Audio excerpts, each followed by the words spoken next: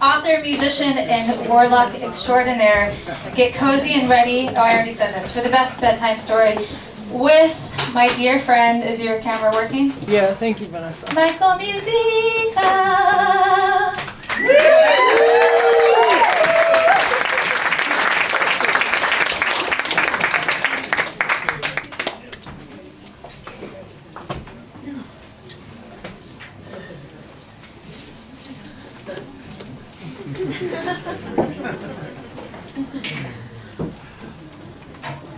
I like how that lady's laying down. Yeah, there's more pillows up here. Yeah. This is the end of the night. If anybody's tired or bored, I'm gonna go as fast as I can. I always am. That's the problem. I'm always restless. I want to get out of the place where I am. That's fucked up problem. So anyway.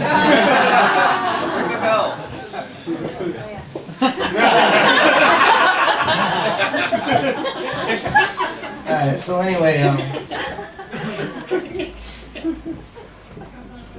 I'm gonna go as fast as I can. I'm gonna go a little over time, but the end of the story is the meaning of life. Now I have an assistant in that camera that was there for the end of the story. He's my cousin. His name is Jeffrey. Well, Jeffrey, I'm gonna give you a clue right now, but you have to watch carefully.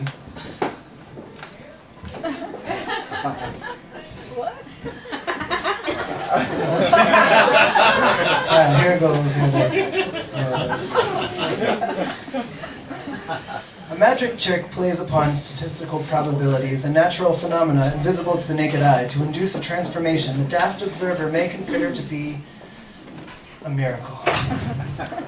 As with any artist, illusions are created not only for the thrill produced by successfully performing a rather difficult and elaborate deception, but also by the truth that is unveiled in its wake. This is a story about spreading the ashes of a magician. I will call it The Magician's Last Trick, featuring his lovely assistant, Betty. That was part one, that was the intro. Here's part two, it's called Malini. To prepare myself to write the story that I read for you here tonight, I watched a documentary about the famous prestidigitation artist, Ricky Jay. Does anybody know what prestidigitation means? Magic.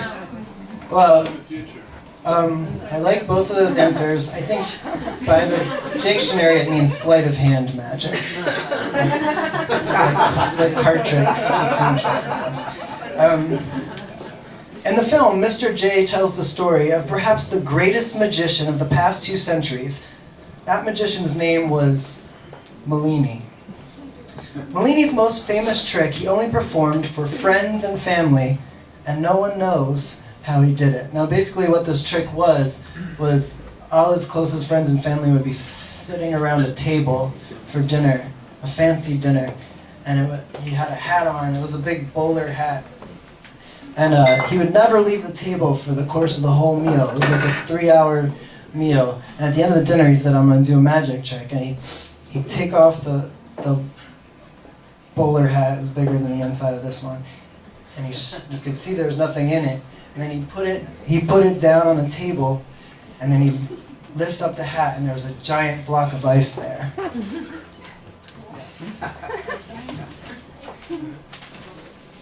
Yeah. People, like, that was before the internet. People was like, it's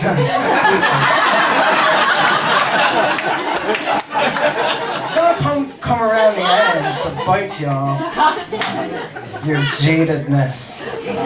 Okay. This next part is gonna fuck me for Lee and the timekeepers because it's completely irrelevant in a lot of ways.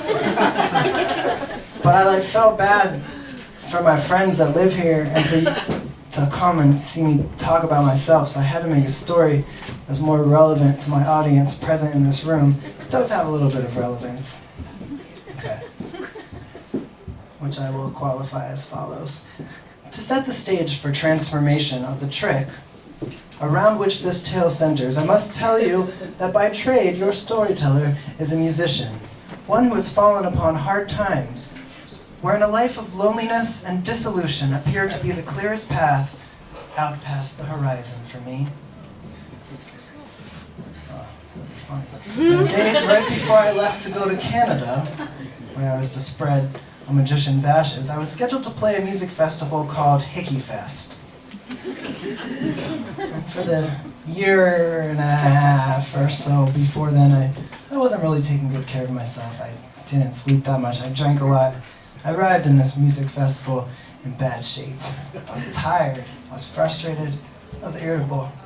I sat on my tent and I was driving through the campgrounds to park my car. I was going like 3 miles an hour. I was nervous.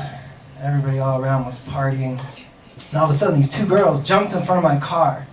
And the one that was in front, she just staggered right to my window like a drunk police officer. And she pounded her flashlight on my window. And I rolled down the window. She said, "Hey, you have any idea how fast you were going?" And I was like, "Yeah, 3 miles an hour." And she said, hey! I know who you are. Don't be a tough guy. Don't pretend. Have you been drinking? And I was like, no. And she pulled a flask out of her pocket and she handed it to me. I was like, no, man. I just want to park this car and be done with it so I can relax. She said, "You'll never be done with it! You'll never relax!" She walked away in anger. Then I noticed her companion, the other girl, in the headlights still standing there, and I realized that she was the most beautiful person on earth.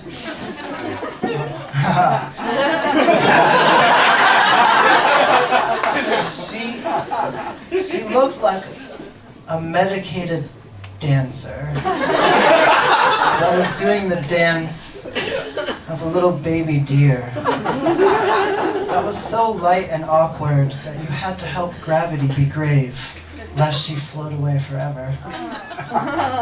I heard that flute music that plays when a ghost comes out in cartoons.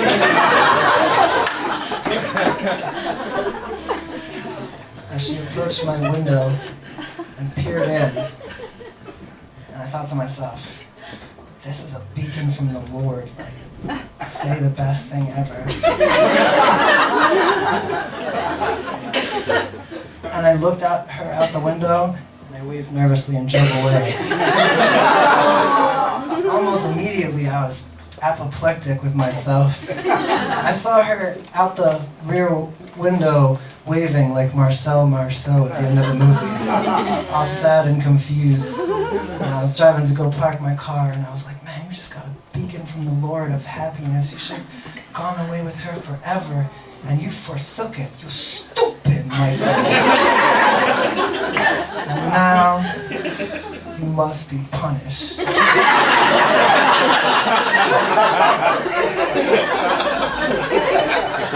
And I did.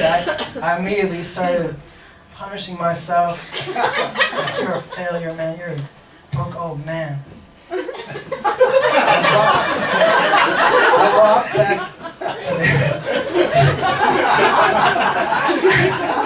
I walked back to the campfire where all my friends were camped, and there's all these girls singing these beautiful harmonies, just like Beach Boys and Beatles songs. It was a wonderful scene. I couldn't enjoy myself. I was like, man, I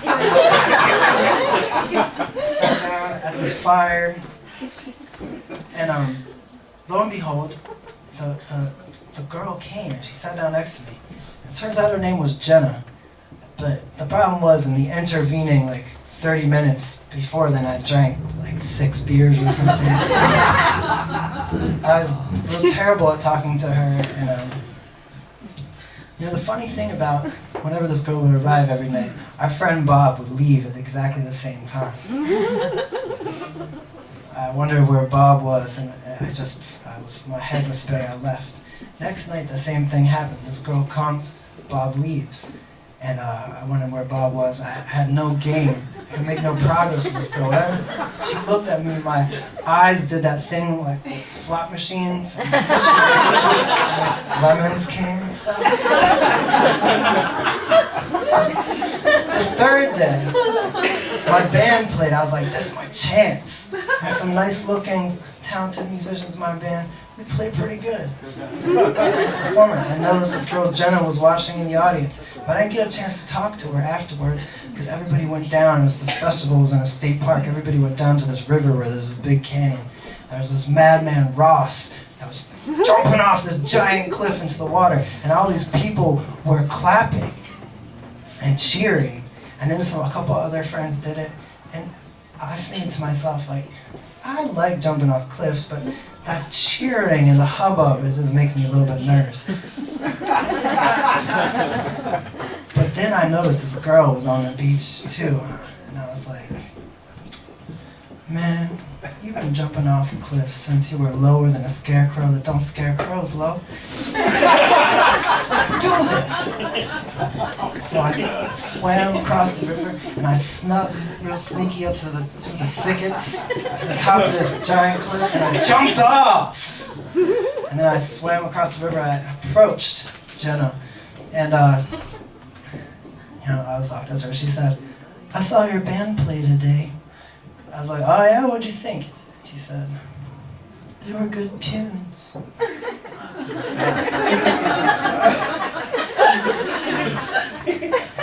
And I couldn't think of anything to say to that. And after a minute, she's like, I'm gonna see you later tonight.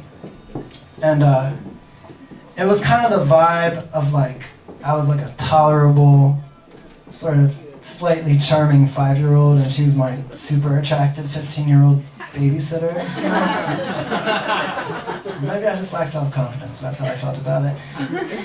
Nonetheless, I held out false hope, and I walked away from this river. And I was walking with my friend Jerome, who was here. He's here tonight, and we were walking behind this guy Jeremiah. And I said, "You see that guy Jeremiah?" And Jerome was like, "Yeah, what?" And I was like, "He's gonna win the best dressed at Hickey Fest." And Jerome was like, "Alright." Alright. Like, look how cool his outfit is. Look how he's like long and slender and looks all biblical and just all monochromatic and yet it has subtle flair. It's the best. Don't you call it, Jerome?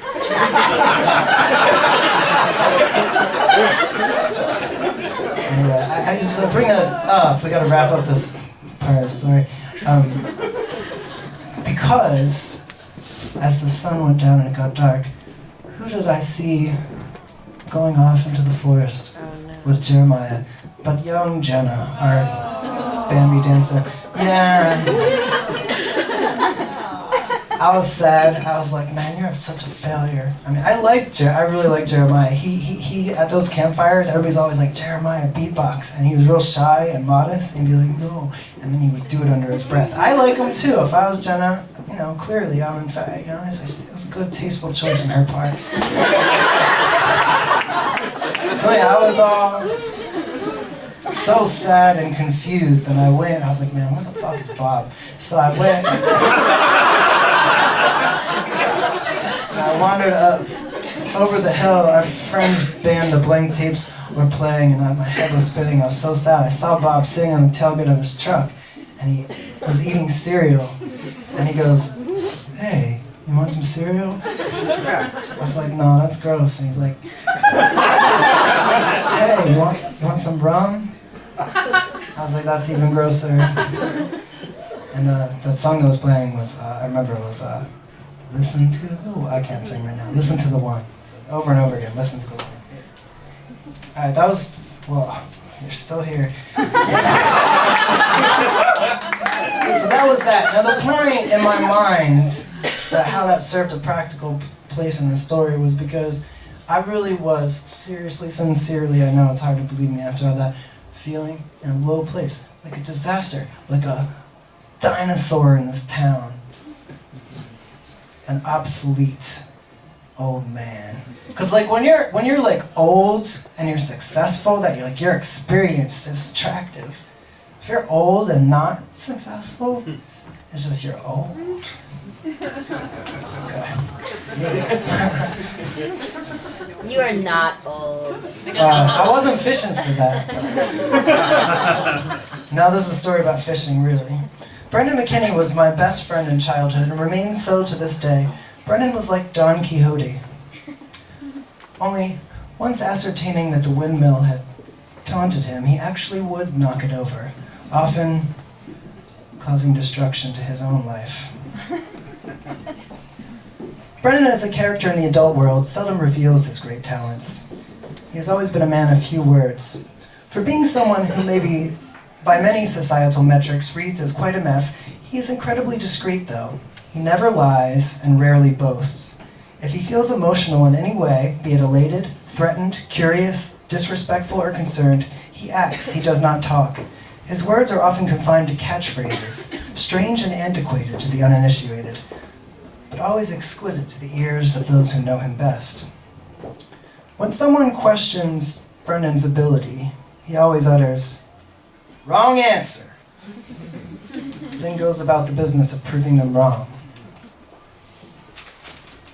When he gets a large fish on the line, he shouts out, "Wampum," which in the neck of the woods where we're come from, I think that means money. And you know what else is funny about that? Like, I can't even say. Sorry, Sterling. That's what's funny about it. I'll tell you later.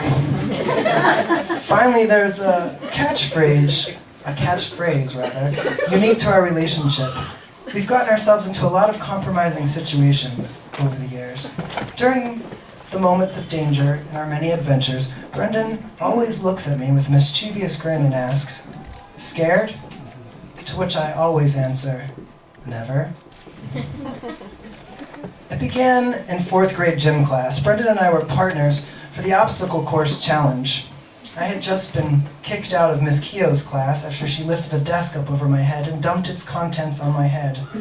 I had been moved into Miss Hamilton's class with Brendan McKinney, and we were in gym class. The gym class teacher was a brash and roguish man named Tom Taylor, and he pointed to a plaque on the wall, and he was the record for the partners obstacle course challenge. He's like, "Nobody in this class is going to break this record." Brendan McKinney said, "Wrong answer." We did break. Me and him broke the record. Tom Taylor, I still remember him like staring at his stopwatch. And so he took an interest to us. And at the same time, we were getting in all kinds of trouble. The principal's name at this school is Mr. Slaughter. I'm not making that up. And one time he had us in his office for something real bad that we did. And he told us that we were going to wind up dead or in jail. And we were like 11. And Tom Taylor found out about this. I remember it was sweet. He got really angry and sad. And anyway, he wound up inviting Brendan McKinney and these 2 other kids and our fathers to go up to his cabin in Canada with him in the wilderness. Okay. Now we're on to part 5 of 7, so we're almost done. Rainbow Airways is a 4 hours drive north of Toronto, whereupon you wind up at this outpost on a little lake at the end of a dirt road called the Bunny Trail. There's a sign in the grass on the side of the road that reads Rainbow Airways. The proprietor and sole pilot for Rainbow Airways is a charming, expatriated Englishman named Dave Williamson. He greets you in the grassy field by the lake where his 1948 de Havilland Beaver pontoon plane is docked. He shakes your hand and gives enthusiastic words concerning the journey to come. Then your gear is loaded into the plane, so small it fits only 3 passengers, and Dave beckons you to climb in. I'm 11 years old the first trip when we are flying to Tom Taylor's cabin on Island Lake. I'm sitting in the front seat next to Dave Williamson, the pilot. Brendan and my father ride in the back. Dave chats in a charming way as he maneuvers the plane along the water toward the back end of the lake where there is a swamp, then swings it around toward the north end that was walled in by pine trees. And he brings the throttle up faster and faster, and the propeller spins faster and faster. All this mist starts coming up, and it looks like you're going to crash into the pine trees. And at the last possible moment, the plane lifts up above the pine trees, and you can just see like miles and miles of wilderness, lake after lake after lake, pine tree after pine tree after pine tree, and all these stony islands crowned with more pine trees. And I really, I was 11, but I was like, man, it was like a beer commercial moment. I was like, lucky to be alive kind of thing. But I meant it. Well, he landed the plane at Tom Taylor's cabin. The way he does it, you're flying over the big pine forest, and he said, I don't want you to be alarmed. I'm going to cut the engine. And he cuts the engine. and he smiles at you all like that. And you're just floating. It's all of a sudden silent, floating over the pine trees. And then just as the plane crosses the threshold to be over the water, it just loses altitude and lightly goes down. Now, we quickly, me, Brennan, and my father, made a name for ourselves there. There was one of these kids, like maybe within 2 hours of being there, that didn't reach there in a meritocratic fashion like Brennan and I did, and he was bad at fishing, and he tried to cast, but he didn't open the bill, and this barbed hooked perch Rapala went into my eyebrow, and Brendan McKinney pulled out a Bowie knife because he liked Crocodile Dundee and Rocky, and he was going to cut the line, but this kid was scared of us, and he started to run, so he pulled the hole through my eyebrow down into my eyelid, and Brendan McKinney cut the line, and we went back up to the cabin, and we were pissed. And blood coming down. And like all the other, Tom Taylor was out fishing. All the other fathers was like, oh man, we have to radio Dave, and go seek the hospital. And I was like, fuck that, cut it out.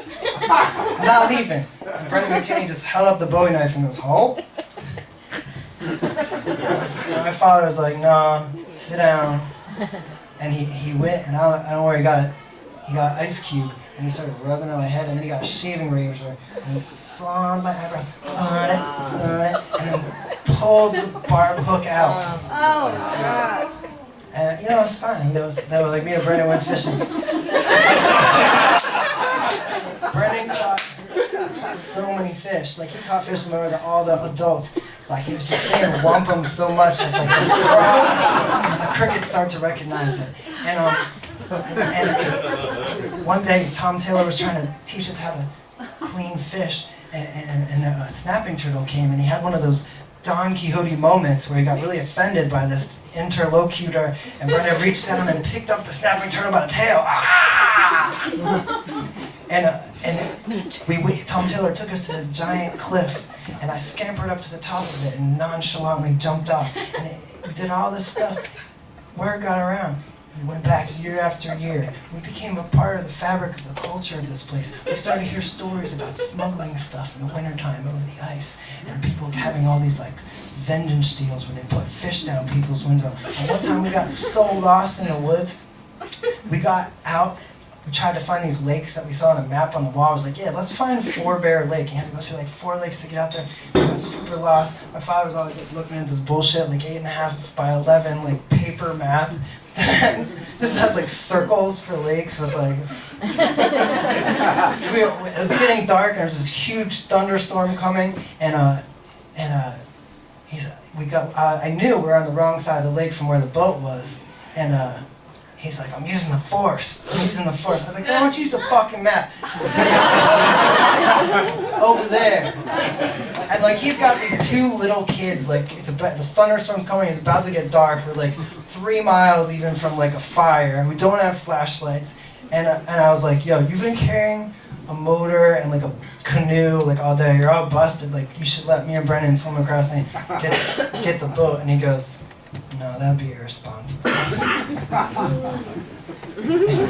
Anyway, we had to, it took us so long to get back that it was so dark that we had to crawl through the woods to get back to where the cabin was, because we couldn't see which way we were going, just to keep our hands on the trail. And there was a fire waiting for us when we got back. And the miner that was working at the camp at that time was just like, looked at us like we were crazy, but it was respect. And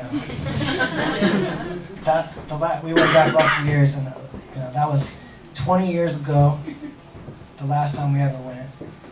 Before this summer, right after this terrible incident at Hickey Fest. So, this is the last part of the story. where the meaning of life comes. If anybody wants to leave before the meaning of life, that's weird karma.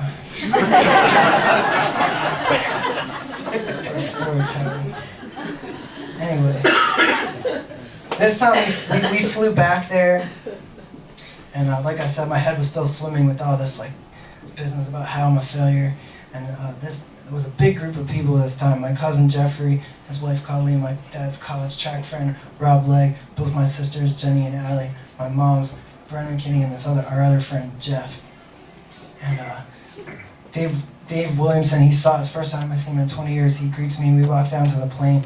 He starts crying, and I felt bad because I couldn't join him because I'm emotionally inert.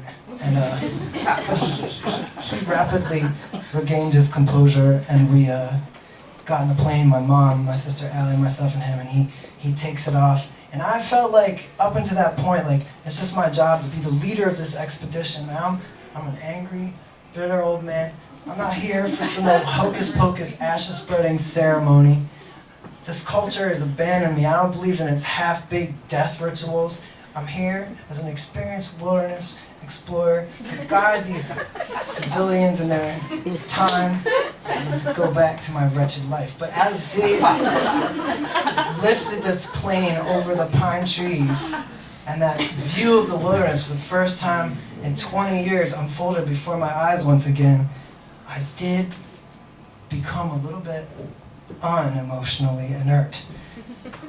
But, you know, Rome wasn't built in a day, and I was like, man, don't be crying in front of Dave, he's cool. I looked up to him as a child. And he landed the plane, and we got in there, and he had to go back. There was 10 people in our party, he had to go back 2 other times to get everybody. And eventually everybody was there, and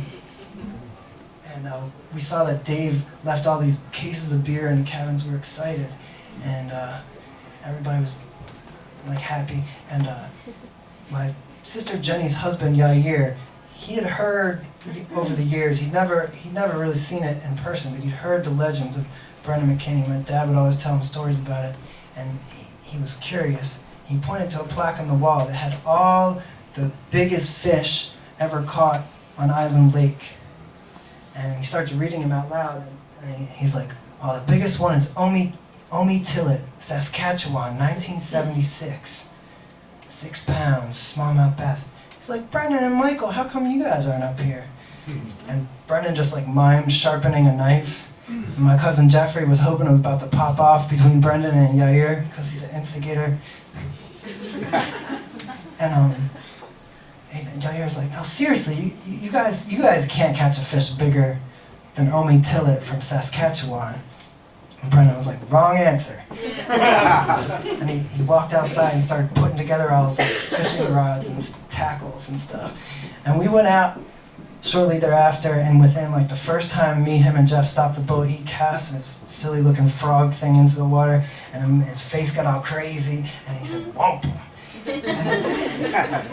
And he did. He caught so many fish. We all did. Me, him, and Jeff caught tons of fish. But like, unlike when we were kids, when Brendan could not be diverted from his weird mission of amassing fish catches, he this time was mysteriously selfless. He insisted that we take all the other people besides me, him, and Jeff out and show them all around the lake.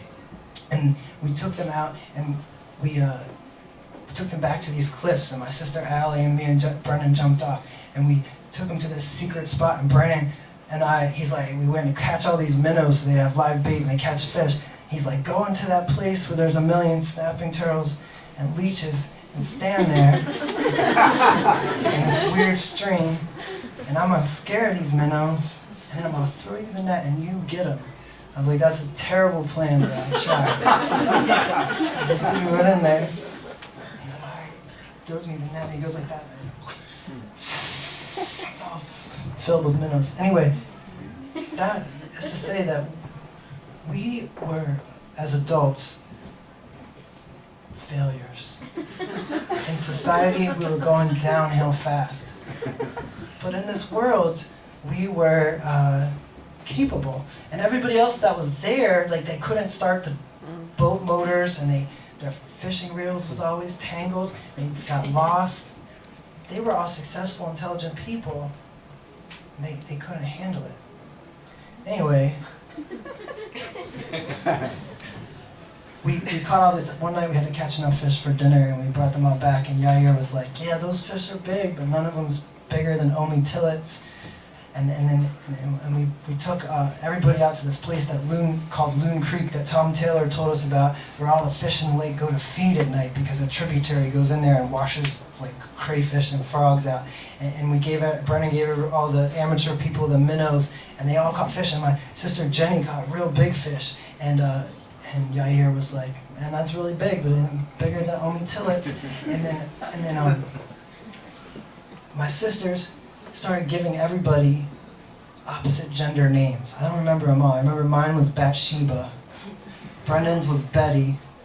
My sister Allie was Brian. That's all I can remember. Anyway, they just started referring to everybody by opposite gender names. The last day, when we finally the reality was coming, I had to spread these ashes, I was with Brendan out at the far north end of the lake, and Jeff, and he was reeling in his weird thing, and a giant flash came, like a sea monster, and I was like, "Oh my God!" And he missed his lure, and Brendan got super incensed and started pacing in this tiny boat. He's like, "Oh, get it!" And I was like, "No, we have to go back and spread ashes, man. We gotta go." And he's like, "I'm coming back for it tomorrow morning." So we spread the ashes. It was a nice ceremony. My cousin Jeffrey's wife Colleen made this after it was over, this raft with candles that went out in the middle of the lake in the darkness, and everybody was playing cards. My father's college track friend, they taught the people how to play the card game they used to play, and Yair had these post-it notes. I was like, "Man, how do you bring post-it notes to the woods?" He said, "Oh, you gotta keep score," and he was keeping track of the card game. And at the end of the night, we all went to bed, and I was really bummed the trip was over. I didn't want to go home. And the next morning, I woke up before dawn, and I staggered outside into the mist, and I heard a motor start, and I looked, and I went down the dock, and Brendan McCain was like, "You want to go?" I was like, "No, man, I can't. I gotta help everyone pack up." He's like, "I gotta go." So, I started cleaning up the cabin and packing all the stuff, and after a while, everybody was gathered back in my mom's cabin at the other end of the lake waiting for the plane. And my sister Jenny is like, "Where's Betty? He's gonna miss the plane." And I was like, "Man, he's on some Captain Ahab shit. He'll be back." And eventually, he came back, and he sort of sauntered into the room, but he was real dazed. And my sister Brian shot me she's sharpening a stick in the corner. She shot me this really knowing look, and Yair's eyes lit up. He said, "What?" And Brendan McCain was like, "I saw Tom Taylor. He just got off the plane. He was on his dock. I wanted to show him, but I couldn't because it would have died. I didn't want it to die." And Yair was like, What are you talking about? What died?" And Brendan McCain just went, "Wampum." And he's like, Yair said, "No, nuh-uh. He's like, "How big?" It's not bigger than Omi Tillets. And Brendan McCain just nodded his head like this. And then Yair looked at me and he said, "Really?" I was like, "Yeah, he doesn't lie." And anyway, Brendan McKinney went on to tell everybody the story about how he caught this giant fish. And by and by, Dave finally came. He took the first load of people away, and he came again. He took the second load of people away. And finally, it was just me and my dad's friend, Rob Legg, was the last persons left. Rob went down at the end of the dock to wait for the plane to come back. I went back into the cabin to check and make sure that we didn't forget anything. And I went back in there, I looked all around, and sort of reflexively, I turned my head like this, and I looked at that plaque on the wall where Omi Tillet and others had been immortalized, and on a yellow post-it note at the bottom, it said, "Brendan McKinney, Cockeysville, Maryland, June 2014, smallmouth bass, 6 pounds, 2 ounces." And I looked at it, and I got super like teary-eyed, and I was like, man, this is ridiculous. And I thought I could escape the feeling by going outside for some reason. So I went outside the cabin, and I got down low like a Yakuza and closed my eyes. But the feeling wouldn't go away, and I started thinking to myself, like, why are you even here? Like, what have you been doing for the past 15 years? Trying to play music and tell people stories? Like, who are you even talking to? How are you ever going to be successful? And if you were to be successful, how would that feel? What would it look like? What would change in your life? And I heard Dave's plane coming, and then I heard him cut the engine, and I closed my eyes again, and I could hear all the frogs and the loons, and like I could smell the pine trees, and I could sense the deep water. I started beating myself up a little bit. I was like, that Brennan McKinney post-it thing, your best friend, your folk hero, that shit isn't gonna see winter, man. And just pretty soon he's gonna be dead, just like your father, and nobody's gonna remember it. Like, think of this lake, Island Lake. How many winters has it seen? It's gonna be gone forever. Like, why are you doing what you're doing? Like, why are you leaving? What are you gonna do when you go back home? And I closed my eyes again. Like, I realized I was beating out the feelings, but it didn't work. They still didn't go away. And this time, Dave Williamson turned on the engine again, and I saw something crazy, and I opened my eyes, and I gasped for breath. Like I saw something, and I knew something that I forgot a long time ago, but it was never far away ever since. And I'm not going to tell you what it was. I don't think you'd know it unless you've already seen it for yourself. But the closest I can describe it as is a giant block of ice. Thank you.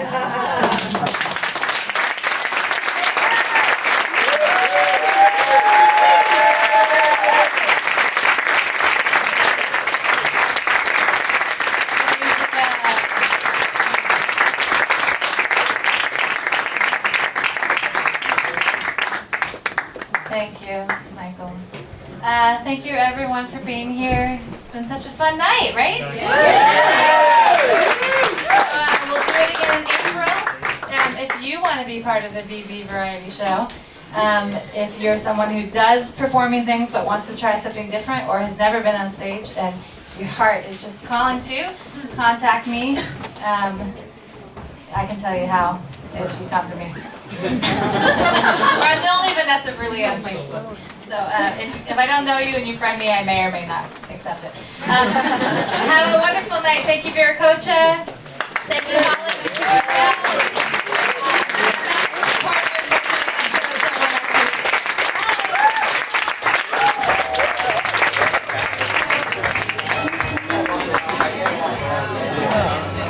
Thanks. My knees don't last all night either.